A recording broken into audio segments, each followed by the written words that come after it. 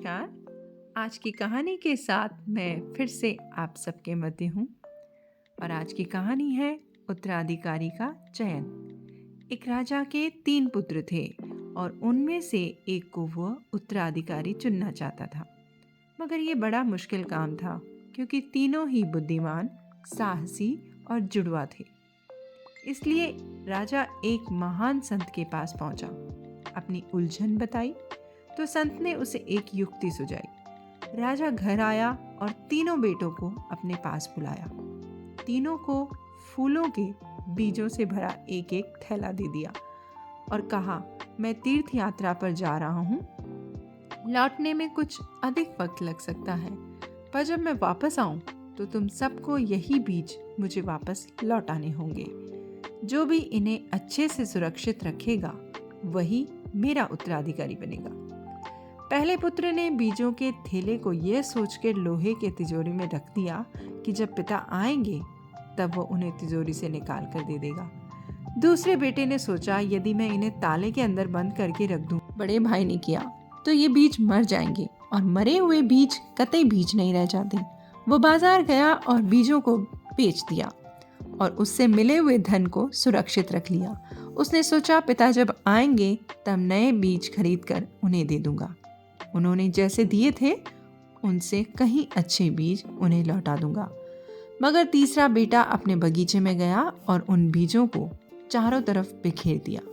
करीब 3 साल बाद जब राजा वापस लौटा तो पहले पुत्र ने अपने तिजोरी से बीज का थैला निकाला। जाहिर है वो बीज मर चुके थे, उनसे बदबू आ रही थी। राजा ने कहा, ये क्या ये वही बीज है जो मैंने तुम्हें दिए थे? उनमें तो खिलने की क्षमता थी, खुशबू बिखेरने की संभावना भी थी। पुत्र बोला, पिताजी ये वही बीज हैं। राजा ने कहा, तुम भौतिकवादी हो। राजा दूसरे पुत्र के पास गया तो वो भागकर बाजार गया और लौटकर पिता से कहा, ये रहे बीज। राजा ने बेटे से कहा, पर ये वही बीज तो नहीं है। तुम पहले भाई से अच्छे हो, लेकिन वैसा नहीं जैसा मैं चाहता हूँ। थोड़ी आशंका और कुछ आशा के साथ राजा तीसरे बेटे के पास पहुंचा। तीसरा पुत्र उसे अपने बाग में लेके गया, जहां हजारों फूलों के पेड़ उगे हुए थे। उनमें लाखों फूल खिले हुए थे।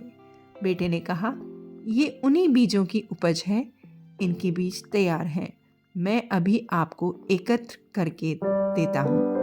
प्रसन्न भाव से राजा ने उससे कहा, तुम ही मेरे सही और सच्चे उत्तराधिकारी हो। बीजों के साथ यही व्यवहार किया जाना चाहिए था, यही राजा चाहता था। ठीक उसी तरह हमारे समाज का भी यही हाल होना चाहिए। यूं ही नहीं, सभी समाजों में फूल प्रेम का प्रतीक रहा है। प्रेम फूल की तरह ही है, वो जब तुम्हारे भीतर खिलने लगता है तो तुम्हें उसे बांट देना चाहिए। जितना बांटते हो उतना ही प्रेम विकसित होता है। तुम सब जब जल दिए जाते हो तो एक दिन इसके अत्यंतिक स्रोत बन जाते हो। इसीलिए बांटते रहना सबसे बड़ा और सबसे अच्छा माना गया है। धन्यवाद।